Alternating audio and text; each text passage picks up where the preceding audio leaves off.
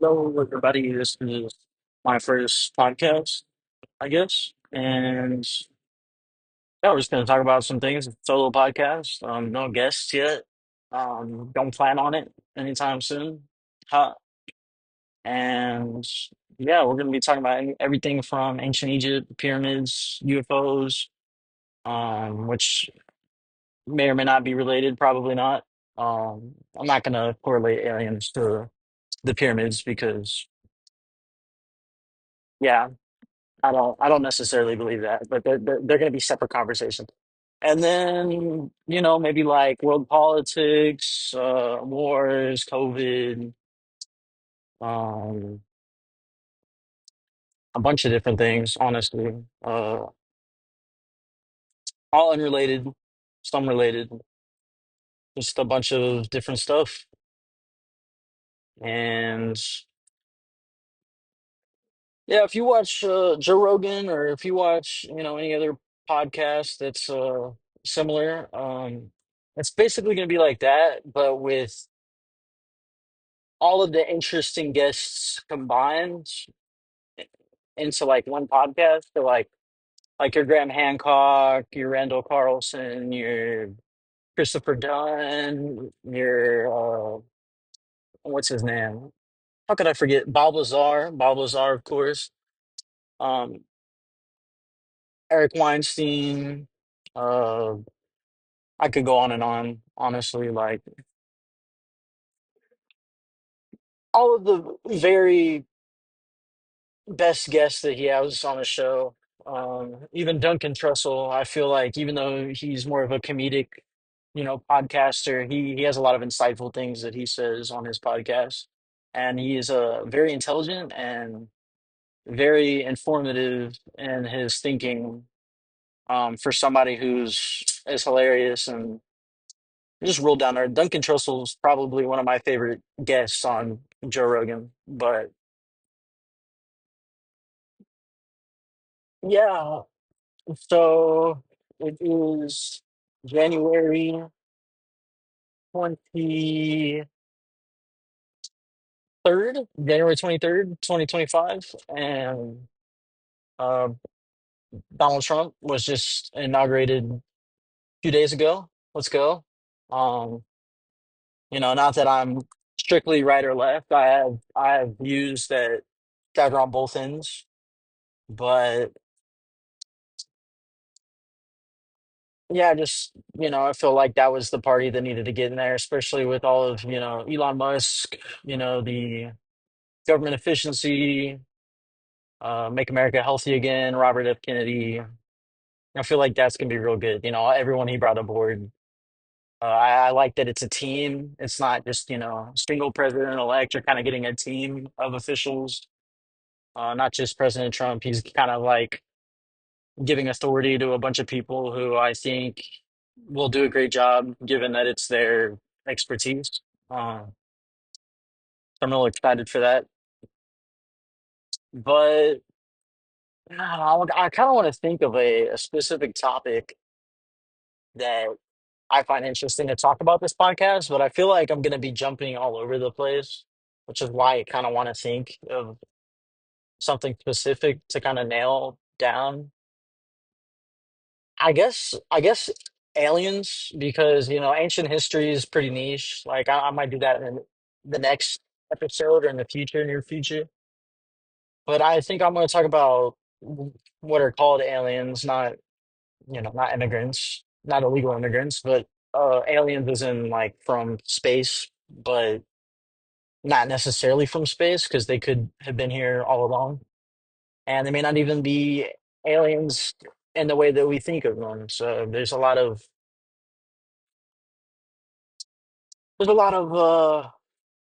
different possibilities with that. I mean, I'll list a few possibilities of theories on what they could be, and I'll probably say what I think they most likely are. They could be humans from the far future coming back and intervening or interfering, um, probably positively with this current human. Hold on one second. And then humans from the future. There's artificially intelligent, like grown organisms from elsewhere, from here, um, that are kind of like protectors. I don't want to say that, but yeah, they kind of like go to other planets, or kind of are like how we send drones to places to analyze, or how we send probes. They're kind of the artificially intelligent, like genetic organisms. I don't know. And then there's ancient beings that have inhabited the earth longer than us. There's a different linear path along the human, timeline. Maybe they're, I'm just spitballing here, maybe Atlanteans that, you know, went underground, or humans who went underground during an ancient cataclysm 200,000 years ago and had really developed technology, and it accelerated the way that they look. And I don't know, maybe they're ancient beings from Mars when it used to contain life, because we know that Mars used to have running water, a more dense atmosphere, and hasn't always been desert. It had deeper carved canyons, higher mountains, a lot more water erosion, deep water erosion visible on the surface than you can find on Earth. And then there's, of course, the theory that they're from a planet like Proxima Centauri, or one that Bob Lazar heard in a hearing. Yeah, not a hearing. He read a paper or something that was said that these beings, that the ship, the UFO that he was working on, had come from. I can't remember the planet, man. I normally can, but that's probably bullshit that they throw in there to muddy the, government disclosures. So if he came out and said that, it would, you know, disrupt his credibility by saying something crazy like a planet that they're from that may or may not even be inhabitable.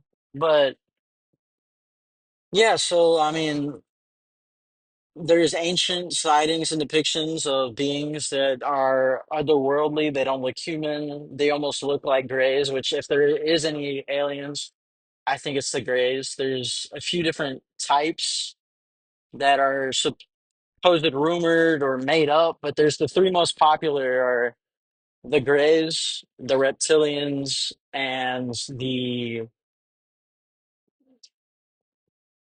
um the blonde hair, blue eyed, like humanoid, like they look very human like, um appear to be of like European, some sort of European descent. And I don't know if there's a connection with like Nazis with that, or there is a weird relationship to that. And yeah, that's a rabbit hole. But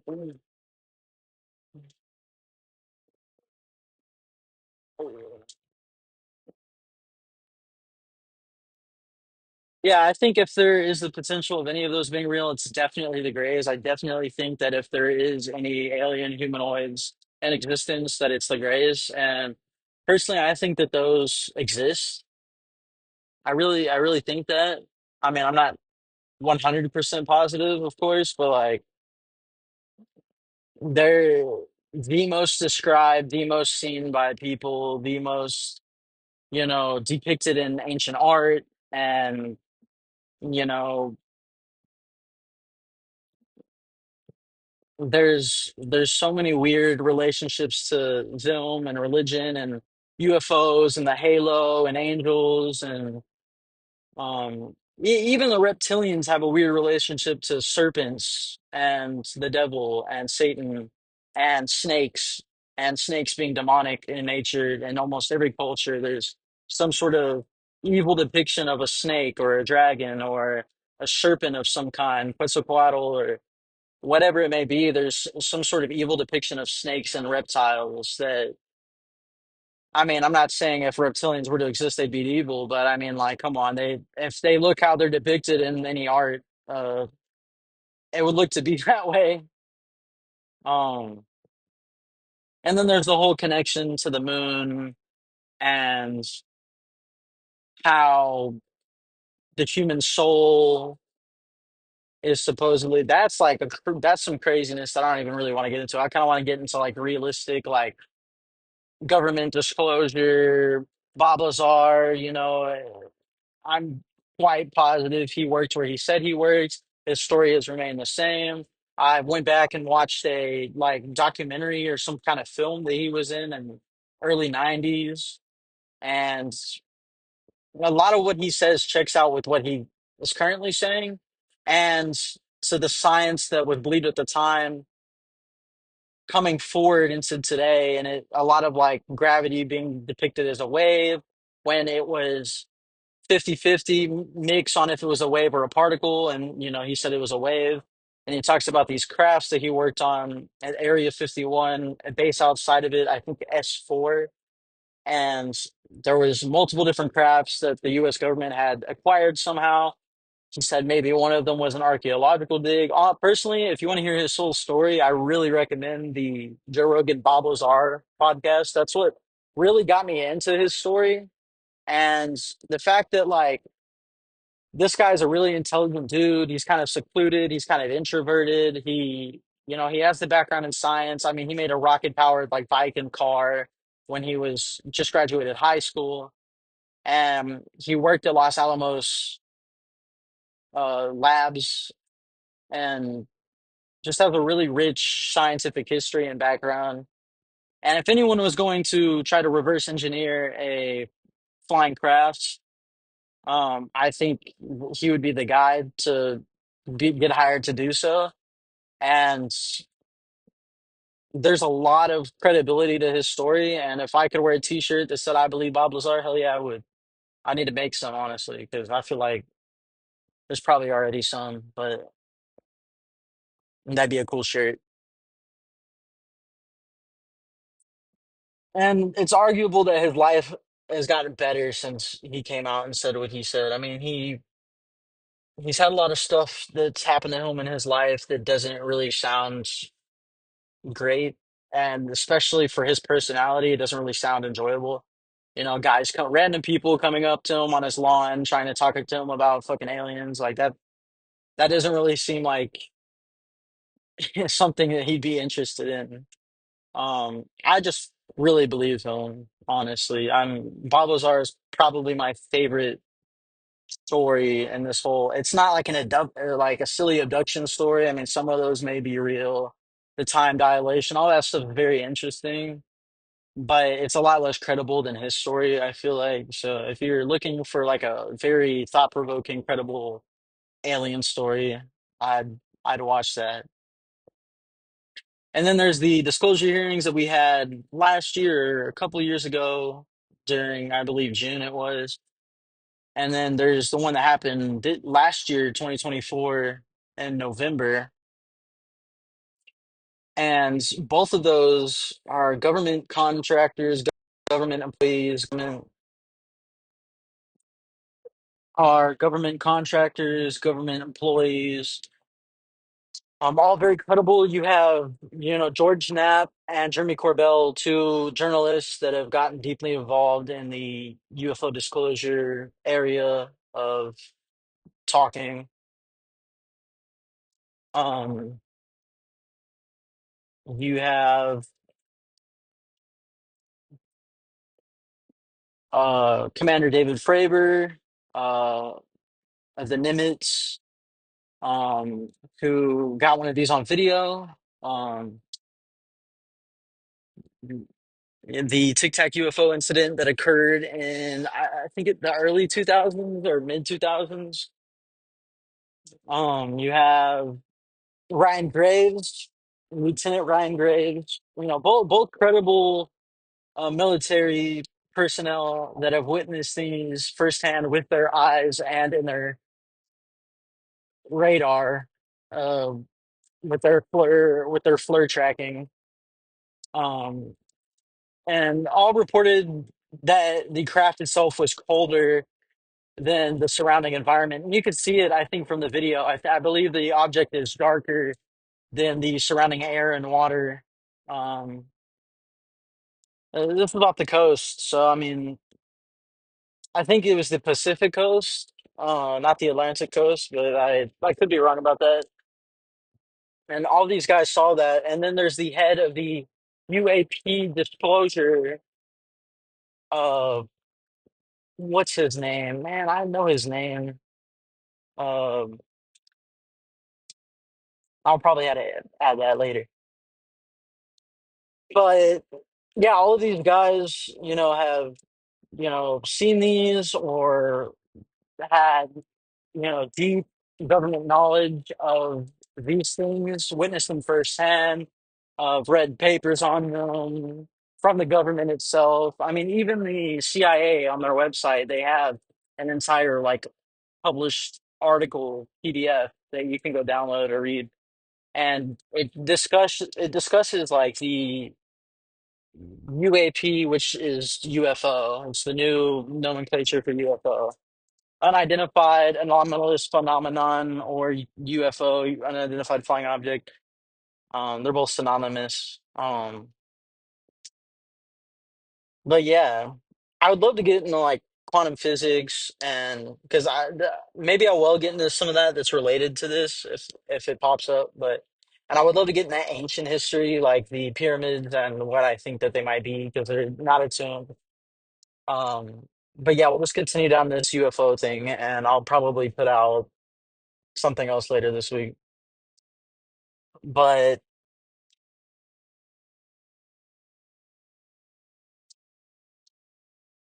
yeah, also, Trump's only been in office for I think like 2 or 3 days now, and he's already done like significantly more than I've seen Biden do. I don't want to say over the course of his 4 years, but like he's done a lot in the last 2 or 3 days. So he's on track to doing a hell of a lot more.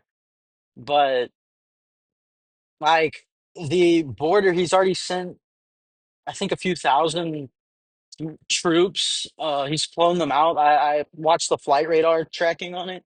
He's flown them out to the U.S. Mexico border, and I guess they're just there to like stabilize the influx of illegal immigrants. Which I understand why someone might want to immigrate illegally. Especially if it's hard for them to immigrate legally.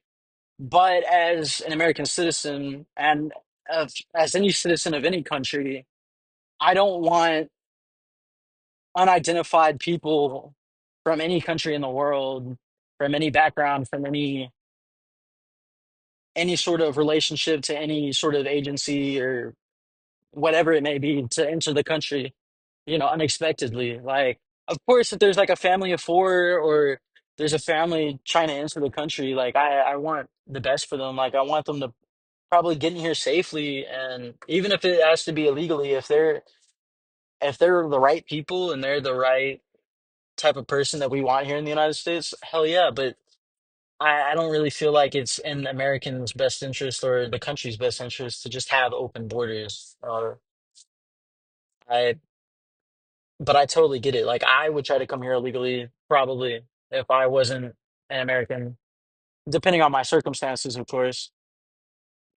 But yeah, so that's cool. I mean, I hope that it gets easier to come here legally, but there's just too many people preying on our downfall, I feel like, to let that happen. So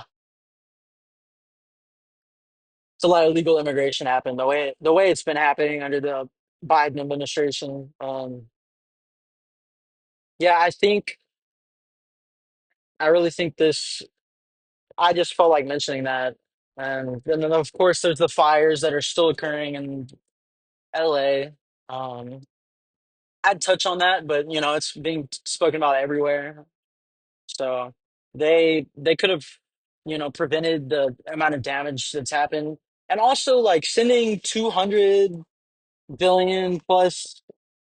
dollars to other countries in the past 4 years or more, when we have like a lot of issues that could be handled better here in the United States. I just feel like it's not great for this country. Like, I'm not on either side of the Ukraine-Russian war. I don't like the invasion, but I also don't like the way it's really being handled on both sides. I feel like it could have been handled so much better and so much differently. Not that, that's easy, but there's just, and I really feel like the United States may have started that in some shape or I don't want to say that. I don't want to say, but yeah, uh, we could have rebuilt every home in Maui like 10, 20 times over if we never sent that money. Like, we could have used it to help American citizens in Hawaii after the Maui fires. We could have used it to give a lot more aid to the families' houses who have been lost in the Palisades and LA fires. Um, they're giving out $700 to the Maui residents there. Have already done that, I think, and now they're trying to give $770 to the Palisades fire people who've lost their homes. And it's like, you, you lost your home. Here's $700. Like, oh, thank you. Like, I'll get a hotel for a week. Like, it's just real silly and doesn't really make any sense that we can help other countries more than we can help ourselves. And I just don't think that's right. But I could get a lot more in depth in the government incompetence and the wars and the mishandling of American tax dollars and just on and on and on. There's so much to talk about. That's why I guess I started this podcast, because I do a lot of driving for the job that I'm in, and I figured like I do have a microphone at home and I do have a laptop, but like it's not really convenient for me to bring all that. And also it would capture a lot of outside the car audio and the van rattling. So I figured like, hey, talking to my AirPod, that's probably why it sounds like I'm on a phone call right now. But hey, probably makes my voice sound better than it is. So that's good. Not that it sounds great right now, but and but back to the alien stuff, I guess. Honestly, I could talk way more in depth about ancient history. I got stoned for like 2 years and just looked into it heavily, and I kept my sources in check. I made sure that they had evidence. I like to make sure that there's like at least some kind of credibility to what somebody is saying before I dive deep into it. I've looked into flat Earth stuff, and like after watching like maybe handful of flat Earth videos to see like what is this movement about, it's kind of a bunch of bullshit for the most part. Um, Not saying that there isn't like some stuff that's like, oh, that's interesting. Like there's some stuff that's like, oh, that's interesting. Like they have a point there, but like it's just not, it's not enough, and it's just kind of silly. Like there's a lot more interesting things that could be talked about than whether or not the Earth's flat, because everything that we've observed is a sphere, and it just makes sense that things would be spherical. Like a lot more sense than something being flat. So there's that. I mean, who the fuck knows, man? I mean, there's so many fucking things that are questionable. But I'm 100% positive we're on a fucking sphere. I'm sorry to anybody who's a flat earther, but like, there's so much more interesting shit that you could like be like a conspiracy theorist about that is like much more grounded in evidence. Like the moon landing, for instance. Like, if you said the moon landing is probably fake, few years ago, I'd have been like, come on, dude. Like, we went to the moon. But, like, after doing a little bit of digging on that, there's a lot more credibility to the moon landing being fake than the Earth being flat. Just saying. And that is real crazy. Um, but yeah, these UFOs, they function, this is how I believe they function. So, like, gravity isn't just a product. I mean, it technically is a product and it isn't. It's not just as simple as an object with more mass equals more gravity. It is that simple, but it also isn't that simple. There is like this field that connects all objects across space and time, and it's an invisible field, and maybe it's referred to as dark energy and dark matter. We could get more into that. Energy and matter that is invisible to the naked eye, and most uh, human instruments of identifying dark matter and dark energy, it's just dark. Like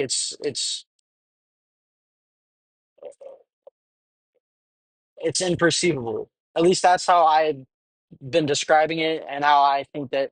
I mean, I've also heard it's negative, it's opposite to regular energy and matter, which I guess I need to dive into that a little bit more. I've done a little bit on that. But there's this like energy, this like electricity that pushes inward. It doesn't it doesn't just pull. It like the earth's not just pulling you in, like there's a push to it as well. I think there's this like electricity that's binding everything in the universe. I don't know if electricity is the proper term, but there's this energy that's binding it together.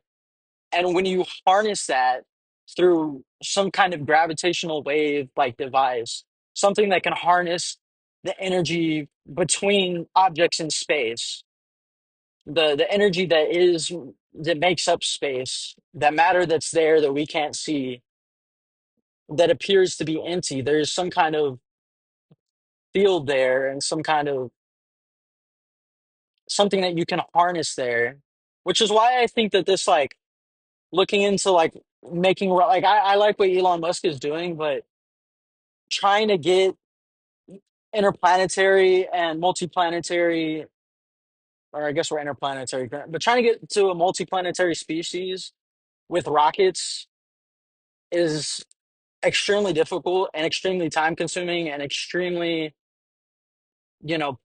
polluting.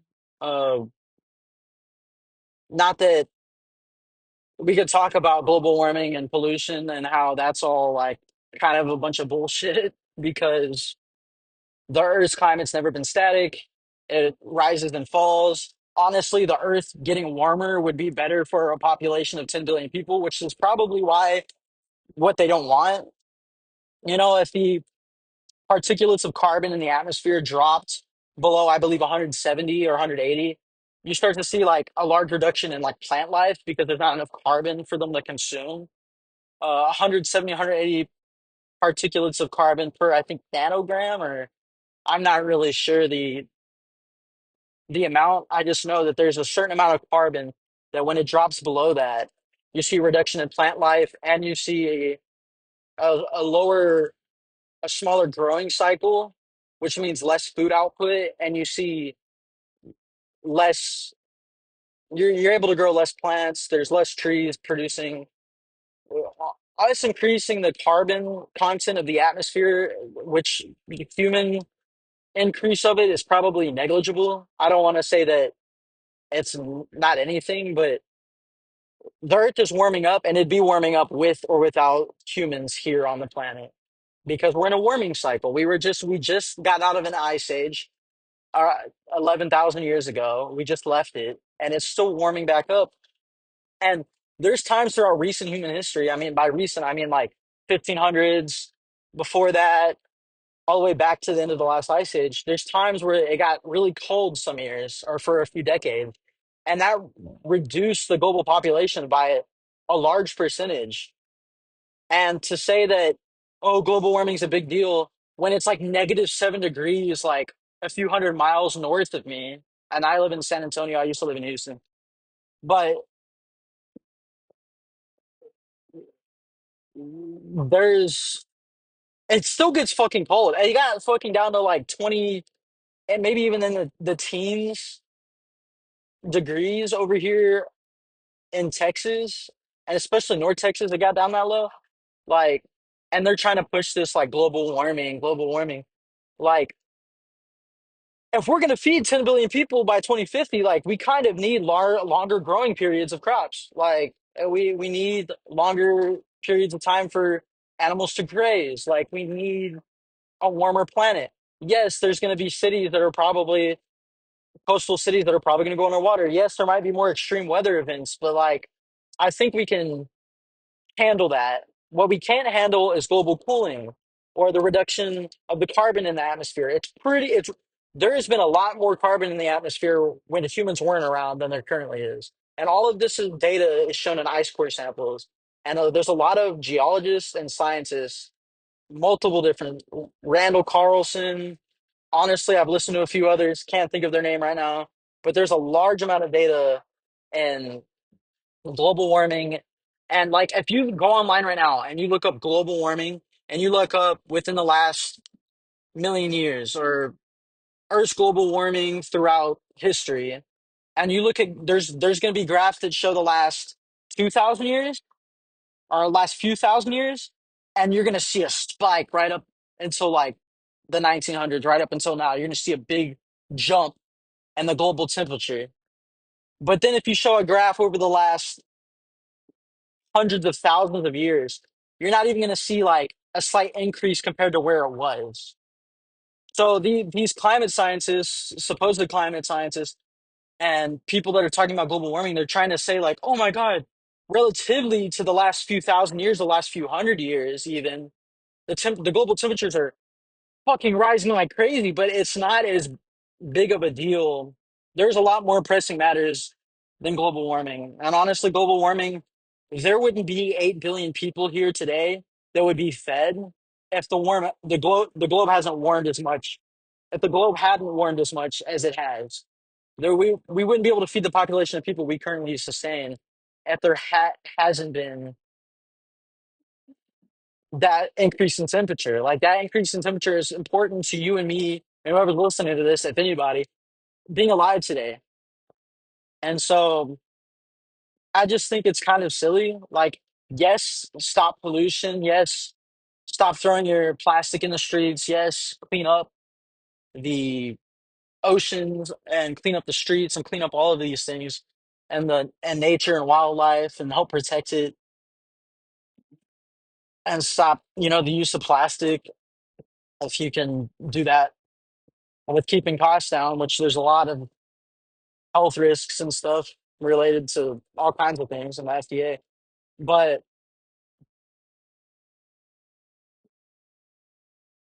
global warming is honestly good for human survivability and human production to sustain and continue into the future.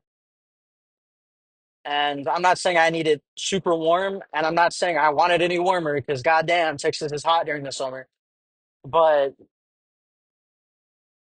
we couldn't have gotten this far if temperatures remained static like they were 11,000 years ago. We couldn't have made it this far.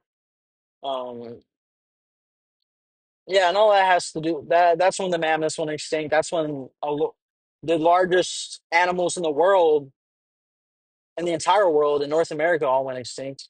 But largest land mammals. But yeah, now Africa has the largest amount of because they weren't hit as hard. So, but back to the alien thing or whatever they may be. Um, yeah, the UFO like it harnesses the gravitational like the space between spaces. That's a stupid fucking way of saying it. But it envelopes itself in this wave that can slice through the air, water, any like permeable material, and it's able to move at the speeds it does because it's not it doesn't have any air resistance, it doesn't have any water resistance, and I'm pretty sure there's beings underground or in the ocean, which is why we see these things coming in and out of the water and why we don't see a giant alien base on land somewhere. I mean, obviously, like there is some kind of, I don't think it's government technology. These have been witnessed for a long time. They may be responsible for some religions along with psychedelic use, but I really think that there is some kind of non human intelligence living a few thousand or a few hundred feet below sea level somewhere. I don't know where. Maybe the Atlantic Ocean, maybe multiple oceans, maybe underground somewhere in some cave. I don't know. All I know is that something's here. The government didn't create the first things of these. Maybe they have reverse engineered and created some now, but these have been around for a lot longer than our technology has been capable of. And I think maybe a lot of the technology responsible today, like fiber optics and certain things, came out of this. Um, and yeah, rocket technology going to other planets, like this would be better.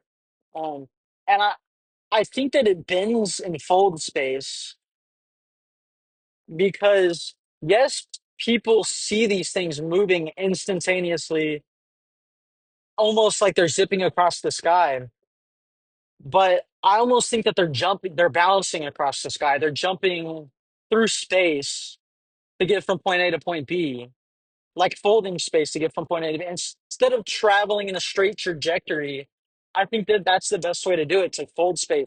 I mean, they could just be using harnessing gravity somehow and zipping across space. And by space, I mean Earth, like space, like at least what we've seen on Earth, like the space, the air, the atmosphere, moving across that kind of space.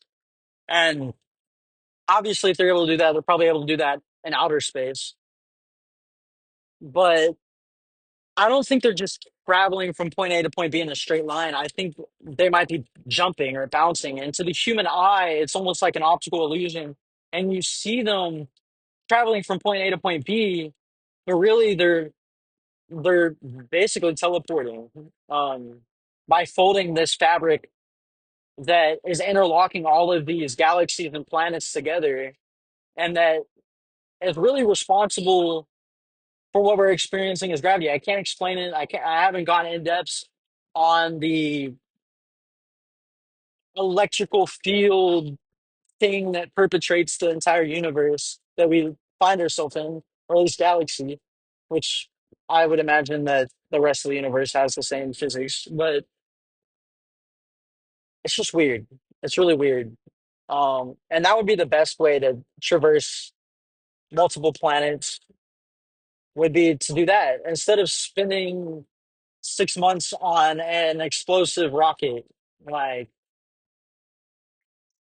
and honestly, like these gray humanoids look exactly. I feel like we may share some DNA. I feel like, I mean, I do think we may be a product of accelerated evolution, that our DNA has been manipulated by some kind of intelligent beings, that we're messing around with primate DNA, or evolved primate DNA and maybe Neanderthals or Denisovans, or not Homo naledi probably, but a certain maybe Homo species DNA manipulated to create the best Homo species, us, because we're the only one left. All the other Homo species have been eliminated. And yes, we share some DNA with them, or most of our DNA with them. But by that, I mean we interbred with some of them. Some of us have a small percentage of Neanderthal and different types of Homo species DNA.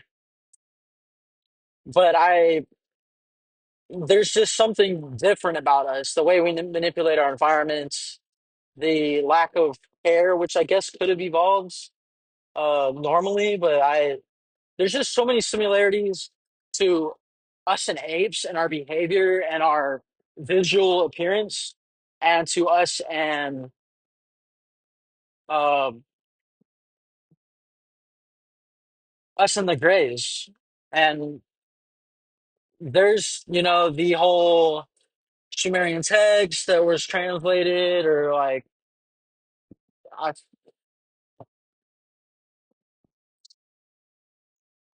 it's a Sumerian text were translated by some dude, forgot his name. Forgetting a lot of names that I don't normally forget because I guess I'm doing my podcast or whatever. I'm gonna start a YouTube channel, I think, where I'm gonna post like documentaries on topics that I'm discussing, that are gonna be more in depth. There's gonna be video, photos, uh, text, all of it. But yeah, the Anunnaki, and there's a lot of stories like the Anunnaki, these higher beings or gods that came from the sky or sea, and they're always depicted as a man or some kind of deity wearing a fish costume or that resembles a fish or that resembles a bird with wings or an angel. And when you think about that, the only way to translate where a being came from through time, through the generations, the only way to say where that being came from would be to give it wings or fins. This being came from the sky. That's why some of these Sumerian visuals are art. Maybe they're depicted with wings because they descended from the heavens. Um, what are they going to draw? A man in a UFO? I guess that would be a lot cooler and a lot more interesting today. But I don't know if they knew how to explain that back then. And we do see some stuff like that that resembles like these alien astronauts that come down. I mean, the the Nasdaq, the whatever they're called lines in Peru or whatever. Um, I don't know, but all of it's very interesting. There's hundreds of thousands or tens of thousands of abduction stories. Not that I believe maybe a single one of them. There's a lot that catch my attention. I'm not saying I don't. I have had sleep paralysis before. I did not see alien beings. I did not have the feeling of being abducted, but I could see how a very realistic dream and maybe the traumatic experience of childbirth and being in a white room would have people relive maybe an experience of being experimented on by people standing over them in a white bright light or something along those lines that perpetrates a very real feeling dream. um, but then there's the stories of people like waking up in their car in the middle of nowhere where they were driving on the interstate, their shirts backwards. I've heard time has gone on a few hours since they last remember being in the car. It doesn't make any sense. And there's like couples that this has happened to, like I think the Barney Hill incident. I don't know if that's the same incident that I'm referring to, maybe, but all very interesting stuff. I'm sure there's probably a few abduction stories that are true. I don't want to say I don't believe any of them, but there's definitely a lot of Bigfoot believers that have also probably had those experiences. So, and Bigfoot's a whole thing. Bigfoot's probably not real, but there is some stuff that would resemble Bigfoot that would make people think that they're seeing a Bigfoot, like maybe a prehistoric giant sloth that managed to survive the last ice age, cataclysm, or short-faced bear or a grizzly bear, or something normal that appears to be Sasquatch-like or Yeti-like that people are seeing that could be a non yet extinct thing that we thought was extinct, or just something like as simple as a grizzly bear. Who knows? Um, or just a pre Homo sapien or a branch of the Homo species, like a Neanderthal that's super hairy, or they're supposed red-haired giants that were in North America, something along those lines that I've heard stories of. So who knows? But mm, yeah, we're talking about aliens still. Or what are called aliens. Um, there's the whole Hollow Earth. There's the Nazi UFO stuff. There's the connection to the Nordic people and the blonde hair, blue eyes, and that supposedly being one of the alien races. Don't know if I believe it, but if that is true, maybe that could explain why Hitler was so obsessed with this supreme race of people being the blonde haired, blue eyed race of people. And he himself was not. He was just, a regular, I think he was Jewish looking or was Jewish. But yeah, it just that's a whole interesting thing that's kind of kooky, and I don't know if I want to get into that. My first podcast, I kind of want to talk about stuff that I think is more grounded in reality, even if it sounds crazy. Because that just sounds batshit crazy, and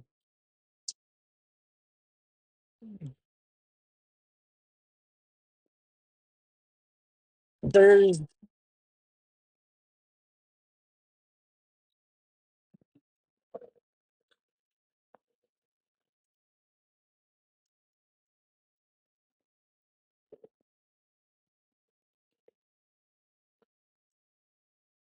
okay. Let's just talk about a few of the incidents that's happened over the course of the last maybe 100 years. Um, Roswell, which seems pretty legit, seems like there really was some kind of recovery of some kind of alien technology or whatever it may be. That seems pretty legit. Said they did, said retracted their statement, put in a newspaper the next day, the US Army. Weather balloon, not actually what we said it was. Haha. Like it was like their real first like government cover up of this type of technology and seemed like people reporting on it at the time, or the government of the time, the United States government at the time, came out and said that they had recovered something in Roswell, and then retracted it the following day, saying it was just a weather balloon. Don't know if military could get confused with what's alien technology in a weather balloon. But Roswell's kind of weird. It's kind of old. Some of the photos just look like tinfoil, or like I mean, I guess you could have a cool thin metal that crumples and expands, or like the stories, but yeah, there's Roswell. Supposed bodies recovered. I don't see how alien beings could crash, or maybe it was shot down somehow. I really feel like the UFO itself, if it's the technology described by Bob Lazar and others among him, uh, I feel like it has a force field. There's the Battle of Los Angeles story, which we got the movie from, but it's very different than the movie, obviously. The UFO that hovered over the West Coast off of Los Angeles and the water. U.S. Navy shot maybe hundreds of thousands of rounds of ammunition at it. Didn't just stayed there, didn't and then just left. So I mean, I don't see it being shot down, and if it can't get shot down, I don't see how it would crash, given that the technology is so advanced. Maybe there's some gravitational interference with the Earth's poles, magnetic poles that can cause it. Maybe lightning. I'm not sure, but yeah, Roswell's weird. There's the Battle of Los Angeles, as I just mentioned, which has a funny name because it wasn't really a battle, but that's the whole thing. It's in a newspaper. You can see, like, I'm pretty sure the photo of it's real with the lights, the objects, and like the battleships or something. And then there's the Zimbabwe UFO school incident. Children said that they saw it, drew depictions. Their testimonials seem real. I don't see why they'd be lying. I don't see what they get out of it really. Um, I don't see it being like some kind of stunt. There's the Virginia UFO Brazil incident that involved the U.S. government, I think, a little bit, and they came and I think took a lot of the stuff that was supposed another crash in Virginia. A man said he shot it down. I watched the whole documentary on it. It seems legit. It seems like there's multiple different people.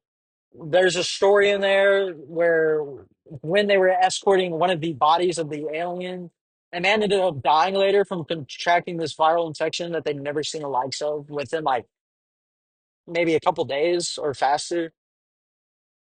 One of the supposed doctors at the hospital that the body was transported to, uh, he supposedly like touched it and got something on his skin.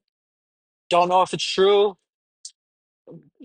From the testimonials and from the people that said this happened, it seems a lot more legit than some of the other stuff I was going to discuss.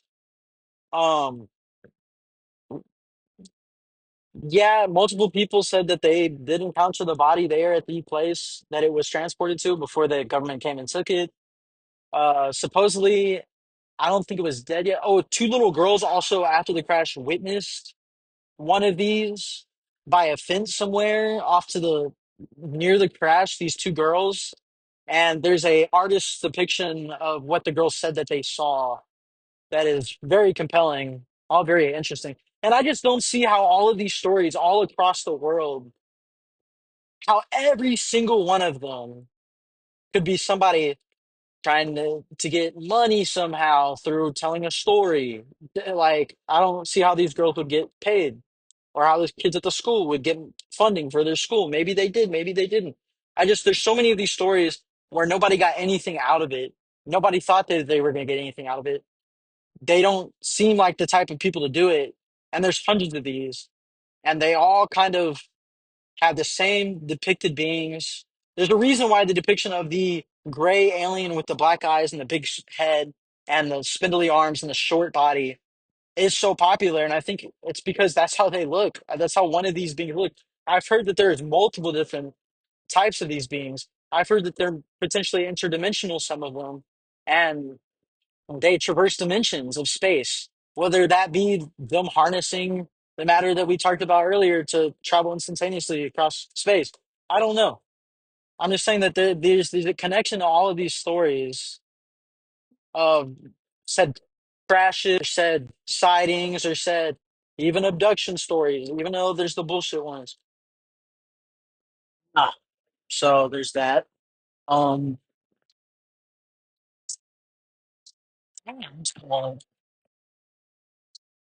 okay, yeah, I recommend everyone who's interested in, you know, there being other non-human intelligence maybe living among us or in the universe to go watch George Knapp, Jeremy Corbell, uh, on the Bob Lazar podcast. I mean, there's a few other, that there's Commander Ryan Graves or Lieutenant Ryan Graves, Commander David Fravor. Those are like four podcasts with legitimate. There's some legitimate shit in there, and I go watch them. There's a few other ones, but those are the most prominent in my mind. So yeah, um, yeah. I mean, Earth's gonna look like Mars in a few million years. So there's that. That's interesting. Maybe not a few million, but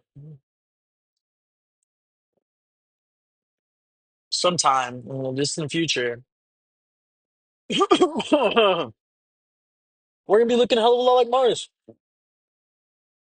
The moon. I mean, more recently, if there's a nuclear fallout, but the moon is interesting. I want to talk about the moon a little bit. I have a deep fascination with the moon. I'm pretty sure the moon stabilizes our climate. It stabilizes Earth's orbit, Earth's rotation, the seasons, the waves. There is no other planet that we have observed in the observable universe that has a moon and a moon to Earth to star relationship that is as bizarre as the planet that we live on. There's no other planet that we've observed that has this relationship. And I think it's special. Um, and I'm not saying it's the only thing that can develop intelligent life, but it really seems like, at least anywhere nearby, that we can observe closely with a telescope of some kind. There, the moon is like a third, I think a fourth to a third the mass of our Earth, which is very large for a moon to planet relationship. And it's said that the moon was formed from a collision that happened into the Earth from another giant, massive object. And I'm not sure I agree with that because it's too perfect.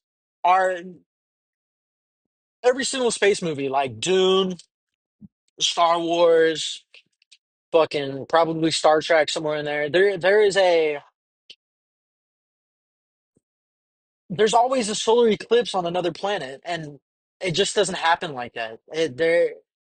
There's a solar eclipse that is near perfect. Like 99% of the sun is blocked out on a solar eclipse if you're standing in the right place. And to me, that's just so bizarre.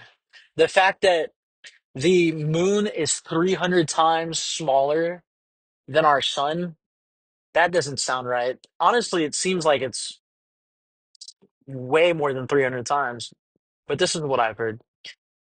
Anyways, even if the 300 times is wrong, it's still the same relationship that I'm trying to explain here.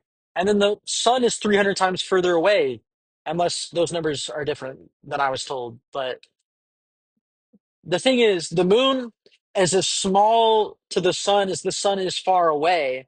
So in the night sky and the day, they appear the same size to one another, which is bizarre.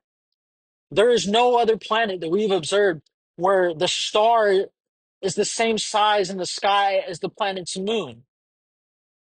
And the orbit of the moon is near perfect. There's no elliptical. No, it is damn near circular, like to 100% accuracy. The moon orbits around Earth damn near perfectly. And that's where this moon base, or this moon that was planted by God, if, if you believe in that sort of thing, or by some kind of deities or some kind of intelligence, there is an intelligent design, definitely, probably to the universe, because the universe is math, and all the relationships between gravity and everything are just perfect. It's perfect. Regardless of life form, there is a perfection to the physics of the universe. There's a perfection there. It's not, if it's random, then we're 1,000 times luckier than the lottery. And that's some fucking luck right there. There is some kind of divine perfection of the universe itself.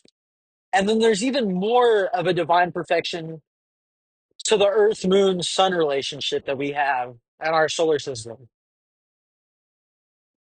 It's just so perfect. It is so perfect to any other planet we've observed, any other moon we've observed, any other star, moon, planet system that we've observed. Ours is so perfect and so incredible. And the universe itself is already perfect. And so that makes this, what we have here on Earth with the relationship to those, so much more perfect. So it's just like mind blowing. Like, how did the moon get there? The moon had to have been placed there. Somebody had to have intelligently designed the moon. If the moon is random, the Earth, Moon, Sun relationship is a random occurrence that just happened in this solar system. It is the most bizarre thing ever, and probably the only thing that could have developed intelligent life anywhere nearby, anywhere probably in this galaxy. It's just so perfect. It is like the lottery. You The moon does so much for this planet. It does so many incredible things for this planet. And so does the sun, and so does the earth itself. And it all coalesces into this perfect system.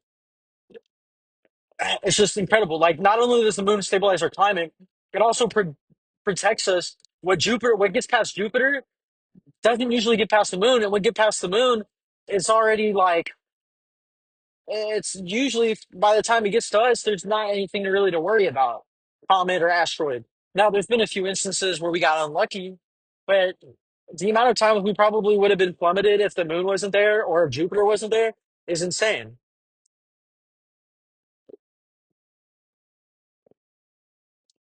So it's just bizarre. What's also bizarre is that Mars used to have a thick enough atmosphere to produce liquid water, like water, not ice. And all of the ice now is at the poles or solidified, at the poles or underground, and in different places there's ice. But if there's ice and we see water erosion on the planet Mars, you can look at it from satellites and you can see the water erosion. It is 100% confirmed water erosion carved into the Martian planet. And it's so deep, in fact, that Even the dust sandstorms that occur regularly on Mars haven't covered up a large percentage of these caverns and these canyons. And so if there used to be a dense enough atmosphere to trap enough heat to produce liquid water, it's mind blowing to think of what Mars used to look like. It probably once looked like Earth, at least with the water. Now, plant life, probably. You're probably going to get some sort of, and it was for a long time too. The water erosion that is visible on the Martian surface is so extreme that they would have had to have liquid water for millions and millions and millions of years, at least. At the very least, probably billions. I mean, just looking at the surface and the extreme carving of the planet from water. And during that time, it probably created certain life forms. And it's crazy to think that what happened to Mars could very soon happen to Earth. I mean, very at some point happen to Earth.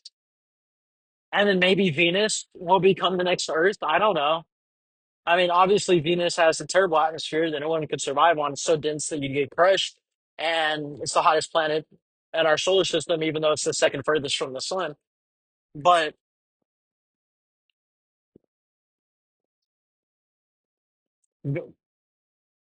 just wild.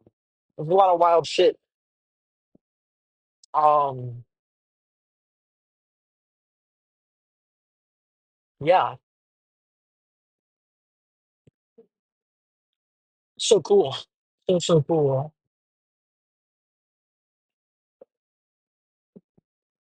There's a theory now about white holes being the opposite of black holes. Uh, Instead of sucking in matter, they push it out, almost like I guess they'd be synced up, or if one black hole sucking in, a white hole would be expelling matter. It's a theory. I'm pretty sure it's not confirmed. It's just a theory that certain people in the science community are talking about. I'm not sure if, how reputable some of these people are. I'm pretty sure Brad Cox spoke on white holes, if I'm not mistaken, but that may not be true. But as a kid, when I thought of black holes, I was like, well, if there's an object that sucks and consumes matter, doesn't suck, but it has such a strong gravitational pull that it pulls in the matter, then wouldn't there be an object that expelled matter potentially? And I thought of white holes like a long ass time ago before I ever even heard of them being a perceived idea by scientific people. So I just thought that was cool. But yeah, I mean, black holes are probably, well, they're technically confirmed by the scientific community. I'm I agree that black holes exist, but here's the thing, just like hurricanes, tornadoes, any kind of matter that is has any kind of gravity or any kind of force working on it, galaxies form usually into vortexes, and they're shaped similarly to the way hurricanes are shaped. Now, the eye of a hurricane doesn't really have anything in the center of it that is absorbing the matter and pulling it in. It is, I mean, I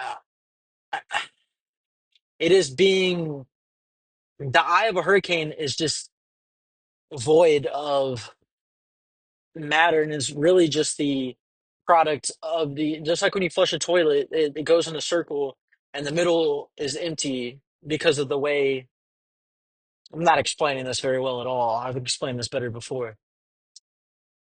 But what's interesting is like, yes, supermassive black holes, I think, pretty sure technically been confirmed to exist but I'm just throwing an idea out there that maybe similarly the way hurricanes form vortexes when they rotate, that when matter in space rotates, it creates a center that is void of matter because of the rotation around it. Now, that's probably not true. Most likely isn't true, and there probably is a supermassive black hole, which technically is void. But yeah, it's just black holes are so weird. Like the fact that they exist is just like fucking crazy. The fact that if you compress something down a large enough amount of mass down into such a fine point that you can like create some kind of wormhole or some kind of dense enough gravity that it absorbs even light and just pulls everything inside of it and grows bigger through, I believe, Hawking. Is it Hawking radiation? Or is that, I'm not sure. Um, I used to know that. I guess I smoked too much weed a few years ago. But I'm pretty sure Hawking radiation is Hawking radiation is the slow shrinking of a black hole due to it expelling radioactive particles. I think. I don't know, but something like that. But I'm pretty sure they also grow in size when they consume matter, which is just weird because it's like, how is it growing? I guess the gravitational force is so heavy that light can't escape it because it would have to travel faster than the gravity is pulling it in, which also doesn't make sense. And that also just gets to show how gravity manipulates time and manipulates light itself. Because if a black hole can do that, think of a star like how much a star bends light or warps. Like everything that we see is like all dependent on our eyesight, and it's just weird because we're not seeing like a large amount of it. I mean, people have always been like ghosts exist, like they're like I'm not saying I believe in ghosts, but like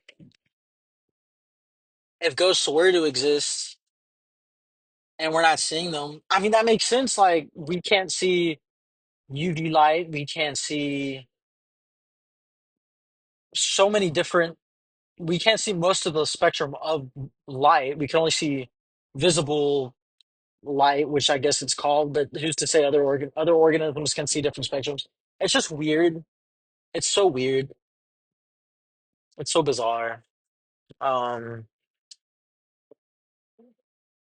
and I honestly would love to be taken aboard an alien ship and not be traumatized. I don't know if asking to be aboard an alien ship or whatever they are would be a traumatic experience. Specifically the Greys. I would like to meet the Greys. I don't know if they like being called that, but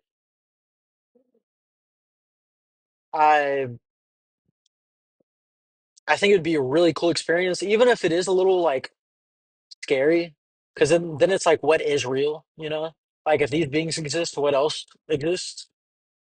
And I really hope creepypastas aren't real. Most of the ones that people have came up with, a lot of scary videos I watched as a kid on that shit. But yeah, um,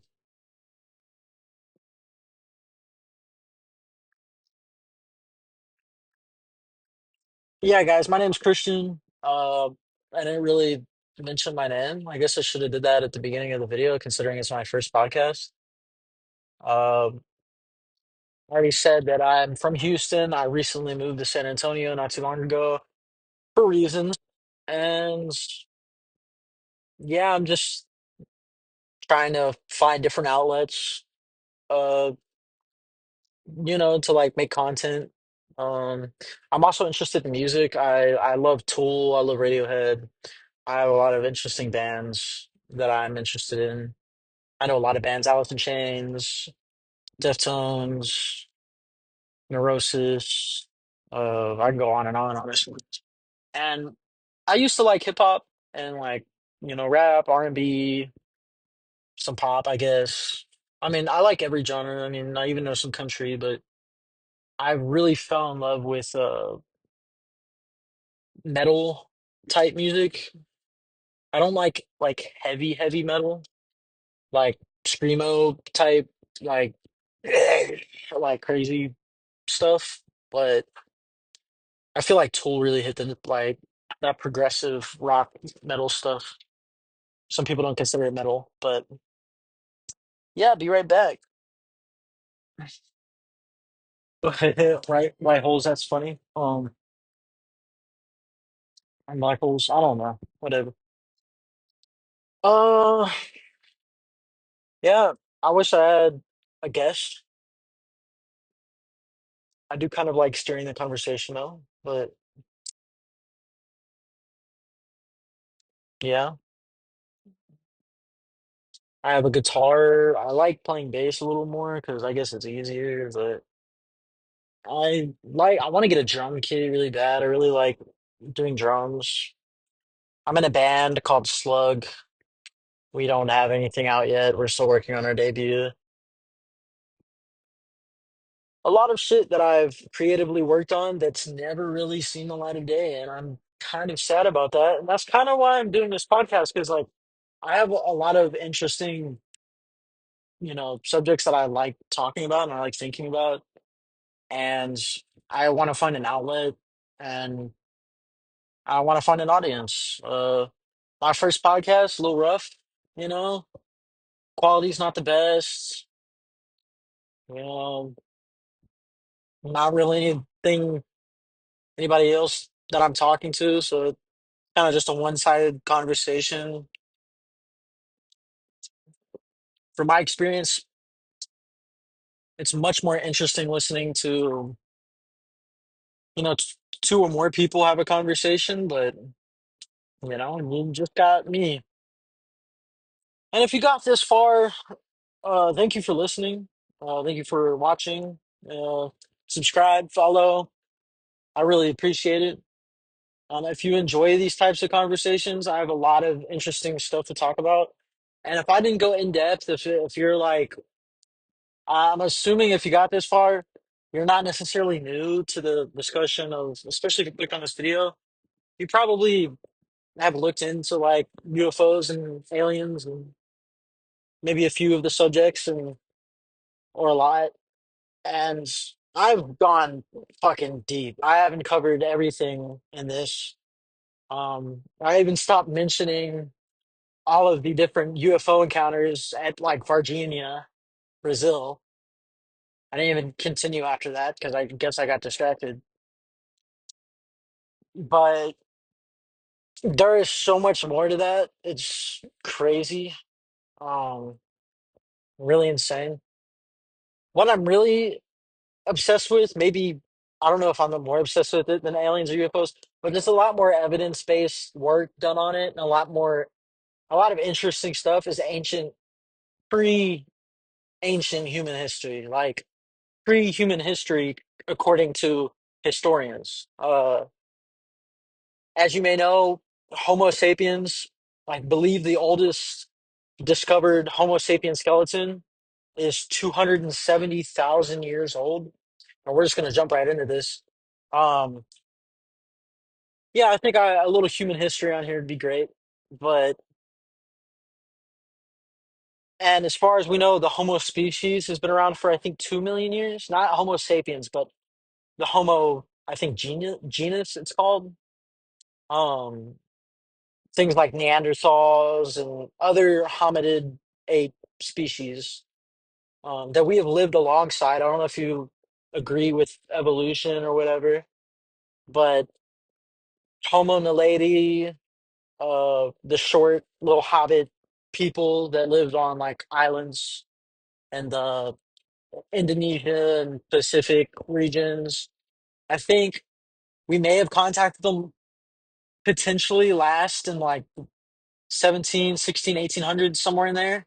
Um, there's descriptions of small human type beings that, when they were colonizing different regions across Asia and different areas, uncontacted tribes, I believe the last few Homo naledi species, Nalady, I think, were hunted to extinction by Homo sapiens, which they may have went extinct long ago, but there is supposed encounters with very short human beings, which is kind of fucked, but really fucked, but like, I don't know if that's true.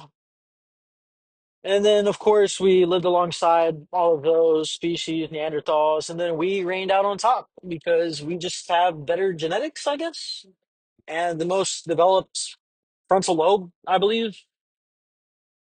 And we are a lot more innovative and have a lot more ingenuity, I'm assuming. Um, yeah, I think agriculture has been around tens of thousands of years longer than historians claim that it has been within the last 8,000 years. I think it's been around far longer than that. I think that human civilizations have risen and fallen for the last tens of thousands of years. I think that a lot of the stuff in Egypt from the Old Kingdom is much, much older than the considered Old Kingdom of Egypt.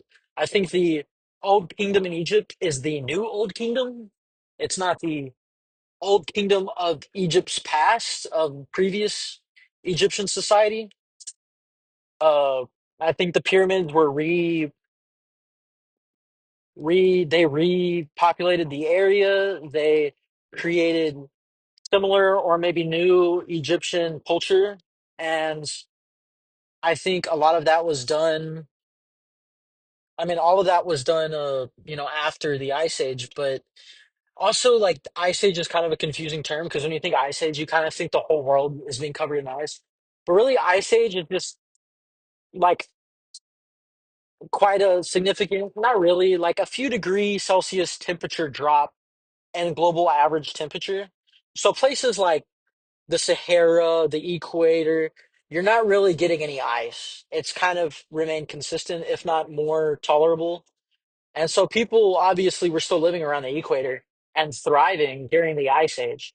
Now, people north and far south of that, it was colder. But as you go towards the equator, things even out real nicely. So just think of like how we get winters is the same, except northern and summer southern hemisphere are flipped. Summers are winters and winters are summers, and depending on which hemisphere you're in. But the ice age wasn't all ice. There was a lot more ice covering the surface of the globe, and when all that ended, a lot of stuff changed for human civilization and many different regions. And I think that that reset a lot of areas. And when they were repopulated, they kind of the people who resettled certain regions kind of rewrote history without maybe even knowing it or purposefully. Uh, like a pharaoh's head on the Sphinx. The Sphinx's body is a lion, and the head is the size of like a fucking compared to the lion, the lion's body, the head is significantly smaller. And that's because they recarved it into the head of a pharaoh when it was found heavily eroded years and thousands of years later. It was found thousands of years later, and they recarved it into the head of the pharaoh of the time. And you can see the erosion patterns on the Sphinx's body, the wind erosion on the Sphinx's body, and the water erosion on the enclosure. You can see how much more heavily eroded the body of the Sphinx is than the head. Why would the head be less heavily eroded than the body of the Sphinx if it was carved all together at the same time with the body of a lion and the head of the pharaoh with different sizes? No, when they found it, the body was heavily eroded. The head of the lion was unrecognizable, recarved into the head of a pharaoh. Heavily eroded lion body, less heavily eroded. Obviously, it's missing a nose, but like if you compare the facial features of the Sphinx to the body looks like shit. Obviously, it's been renovated. Romans, I think, uh, helped restore some of the site with you can see bricks around the paws and around the body, and also the ancient Egyptians helped restore the Sphinx in the Old Kingdom. as well as other parts of Egypt. So how are you restoring something in the oldest kingdom when that was when it was supposedly built? I think, hold on. So the times in Egypt that I believe that the Sphinx and the pyramids of Giza were constructed. Hold on one second.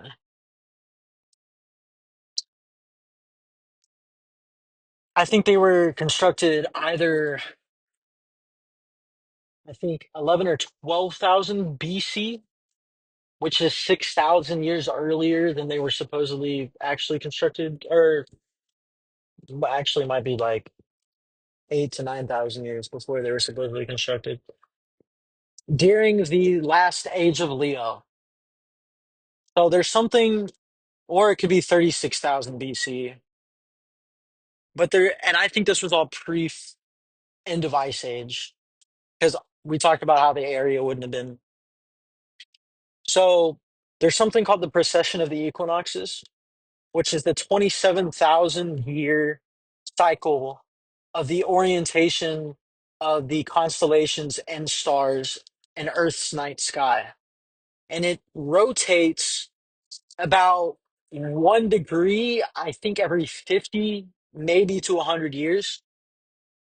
And that's about, if you hold your hand up to the sky, it's about the width of a human thumb during that time. And so every 27,000 years, the stars in the night sky do, obviously, they rotate as the Earth's like spinning, but they're relatively, or they're in the same spot. But as the Earth like wobbles on its axis or whatever, there's a 27,000 year orientation of the stars in the night sky. It's called the precession of the equinoxes. This is a thing. And the ancients were aware of this. We know they were aware of this. They had different ages that they would enter and exit out of. We're currently entering a new age out of the age of, I believe, Pisces. We're entering, I think, the age of, mm, I forgot. I looked it up not too long ago, but I forgot what age we're entering. Probably the next age in the, but every age is around 2,000 years. So around the time Jesus was born, that's when we entered the age of Pisces. And now, around 2,000 something years later, we're leaving that age and we're entering the age of whatever's next. If I knew the months and all of their star names, star signs, I'd probably could tell you. But so around the time the Sphinx was supposedly built was the age prior, or the age before the age of Pisces, the age before that. And the age of Leo, during the age of Leo, the sun would have rose in the sky, and it would have been, oh, and the way the different ages work is whatever age, I think the sun, I don't think it's the sun setting in, whatever constellation the sun rises into, even though it wouldn't be visible during the day. Whatever constellation the sun rises into is that age. I don't think it's set. Don't don't take me word for word, okay? I'm trying to explain some shit that I, but so the age that the sun is rising into is that specific age in the precession of the equinoxes. The sun for the last 2,000 years has rose into the age, to the constellation of Pisces, and then set. So during the age of Leo, the constellation of Leo, which the Egyptians were aware of, they're aware of many constellations, and they were already, these are constellations. They're so old, it's crazy. Like their name, their given names and appearances are so old. Like they're older than almost every. They are older than every language, and they appear across almost every culture on every continent. Their names and the everything. It's really bizarre. Um, Even the Mayans were aware of the precession of the equinoxes, and the Aztecs and the Inca. I'm quite positive. and they came way later than Egypt, supposedly, or at least some of the structures built by the Inca. I think that they inhabited that area and built upon it because you see different levels of architecture. Same throughout Egypt, same throughout most Asian sites. You see beautiful, perfect, precision architecture, and then you see like bricks on top of it. So like there's a degradation and ability, and it's not explained very well, which I could explain that, but I'm gonna do the architecture in a different episode. But so the Leo would have been the lion, the Sphinx, when it was the head of a lion and the body of a lion, which it's only the body of a lion now. It would have been staring at the sun rise in its own constellation. And it would have been staring into its own constellation in the night sky during its own age. And that's when I think it was built during one of the recent ages of Leo, which is a long ass time ago. It's either 11,000 years ago or or more than that, or more than 27,000 years ago that this last occurred. And that's not the only thing that pushes back the date of the Sphinx and the pyramids, probably too, because they're constructed by the same culture at the time. The water erosion around the Sphinx enclosure, there is significant amount of water erosion around the enclosure of the Sphinx. When the Sphinx was uncovered, it was uncovered in sand. The only thing that was poking through was the head. So if there is a desert that hardly gets any rain ever, the Nile doesn't even flow through there anymore. It's since changed its trajectory. And now the city next to Giza is built into the old valley of the Nile.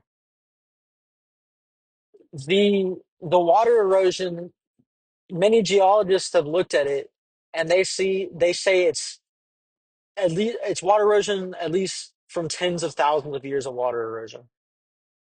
And even if it's thousands upon thousands of years, during the said construction time of the Great Pyramid and the Sphinx, the Sahara was already desertified. It had already become desert.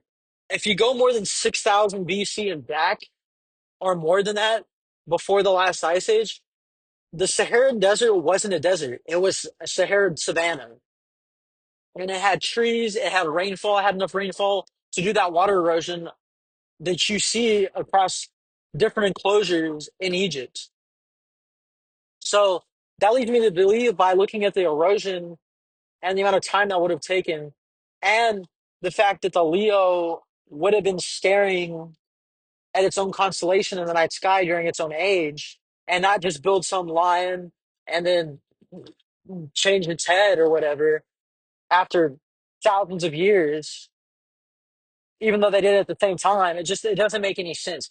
The traditional historical view of most of these ancient sites is incorrect and doesn't make any sense.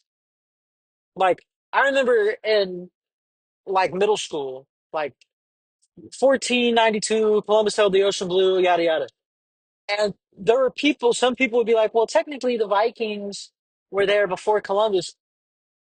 Technically, people have been traveling across vast distances of water and oceans since Homo sapiens, maybe even before Homo sapiens. So I'm thinking within the last 100,000 years, at the very least, human beings have been traversing vast distances of ocean to get to different places out of own human curiosity.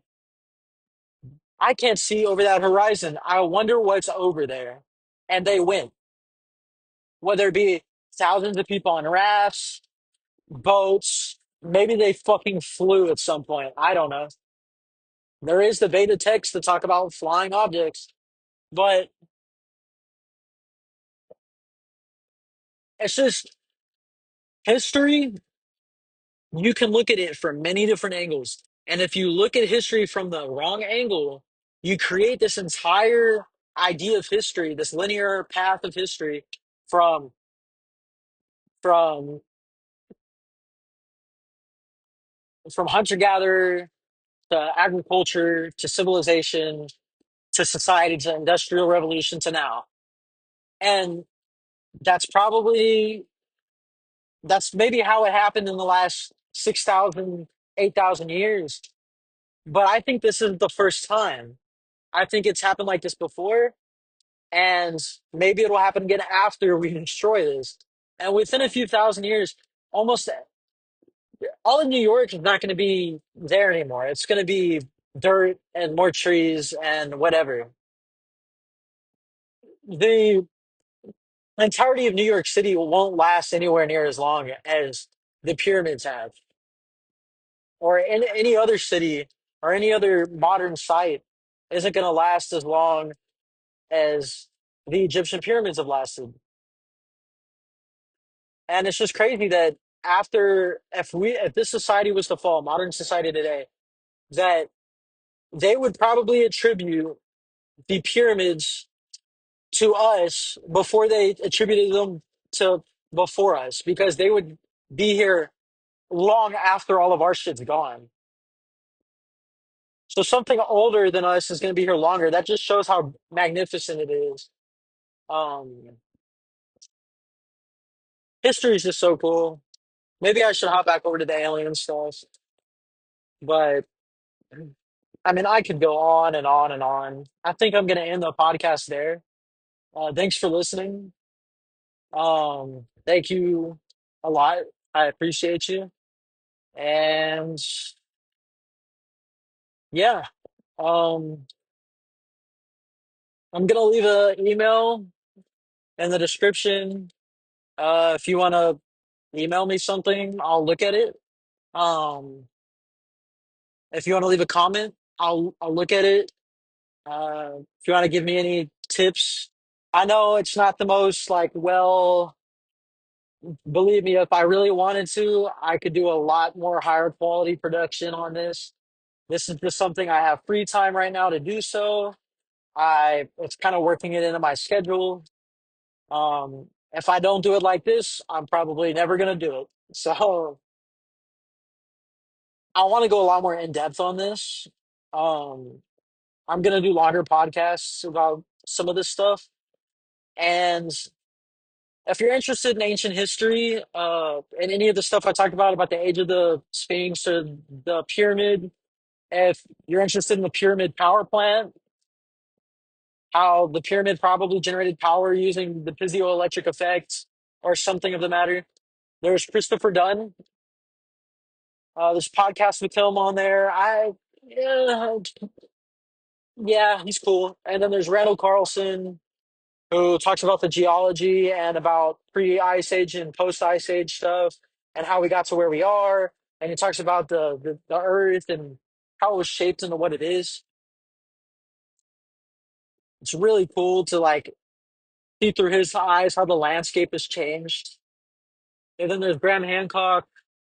You probably already know him. Even if you don't agree with some of his ideas about, an ancient civilization or Atlantis or, any his ideas